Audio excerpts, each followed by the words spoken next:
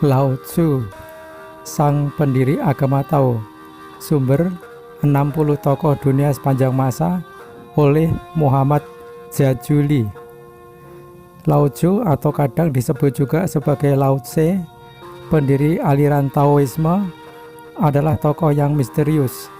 Sebagian orang bahkan menganggap bahwa beliau hanyalah sekadar mitos atau manusia setengah dongeng belaka. Bahkan nama aslinya pun tidak ada yang mengetahui. Lao Tzu adalah sebuah gelar atau sebutan yang berarti guru tua atau sesepuh. Sebagian ahli lagi mengatakan bahwa beliau hidup pada sekitar 600 tahun sebelum Masehi, hampir sejaman dengan Sang Buddha.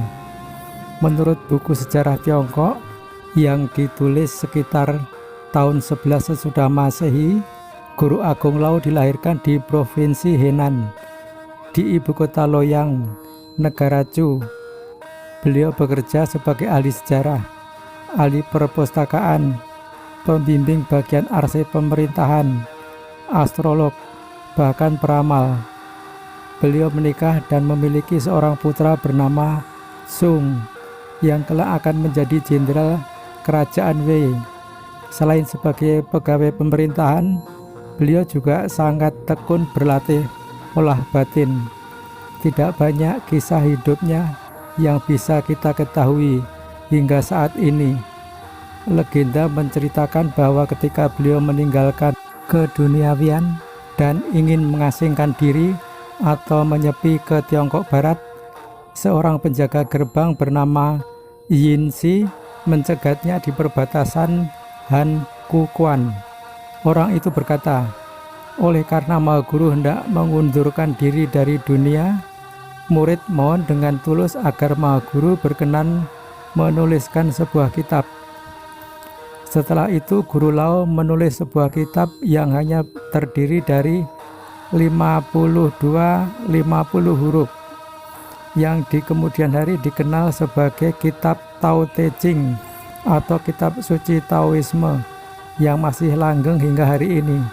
Sesudah itu beliau pergi dengan menunggangi seekor kerbau sambil bernyanyi menuju ke sebuah pegunungan, dan tidak pernah terdengar kabarnya lagi.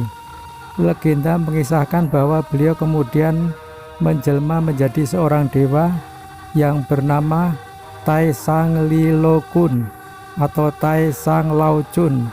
Tao Te Ching sendiri yang dalam bahasa kita berarti kitab tentang jalan kebenaran adalah sebuah tulisan ringkas namun mengandung makna yang sulit ditafsirkan. Dari ayat pertamanya saja orang sudah sulit memahami dan mengartikannya. Dalam ayat 1 bab 1 Romawi kitab Tao Te Ching dituliskan sebagai berikut.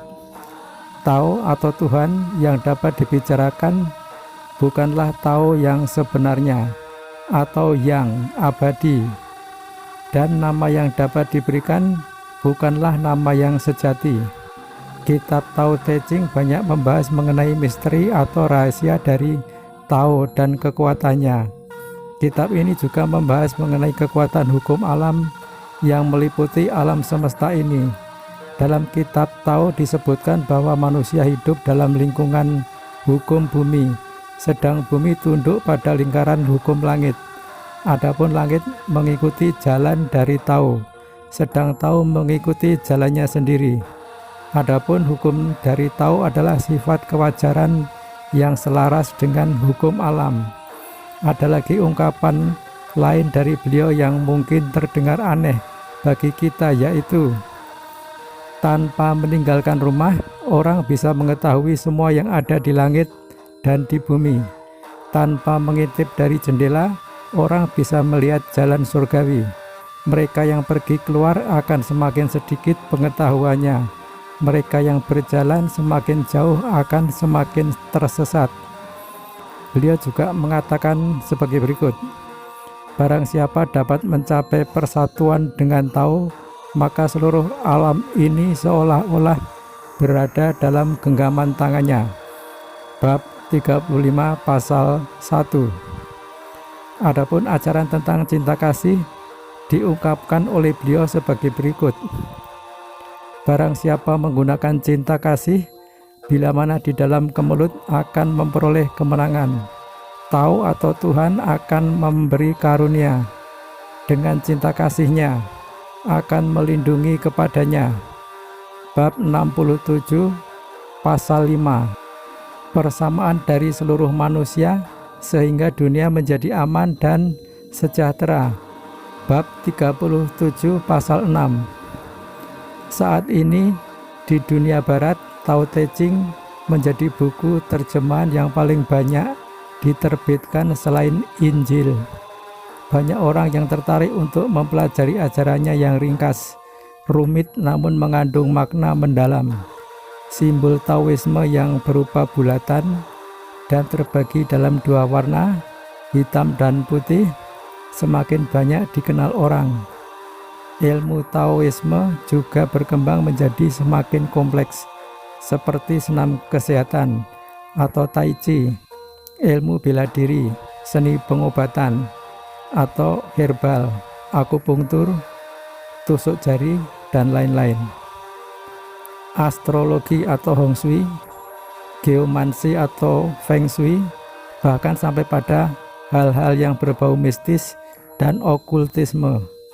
Ilmu dan seni yang berasal dari prinsip serta ajaran Taoisme telah berkembang menjadi sebuah kekayaan tradisi Cina yang telah berlangsung selama ribuan tahun.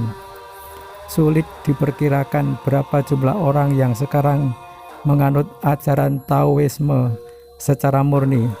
Meski demikian, tak bisa diragukan lagi bahwa ada banyak sekali orang yang telah terpengaruh oleh ajaran Taoisme dari zaman 2500 tahun yang lalu sampai sekarang. Warisan serta tradisi Taoisme masih saja hidup dan lestari. Namun di zaman ini sungguh sangat sulit menemukan seorang penganut Tao yang sejati. Regenerasi dari aliran Tao ini sungguh sangat terbatas, bahkan bisa dibilang amat langka. Seorang guru Tao yang sejati kadang hanya memiliki satu orang murid saja sepanjang hidupnya. Dengan demikian, ilmu dan metode Tao yang ada sekarang ini mungkin sudah mulai diragukan keaslian dan keampuhannya. Secara perlahan, metode esoterik Tao kini telah berubah menjadi tradisi dan budaya Cina yang bersifat lebih umum. Adapun ajaran Tao yang sejati kini sudah semakin banyak ditinggalkan dan dilupakan orang. Demikianlah biografi Lao Tzu untuk menambah wawasan kita. Terima kasih.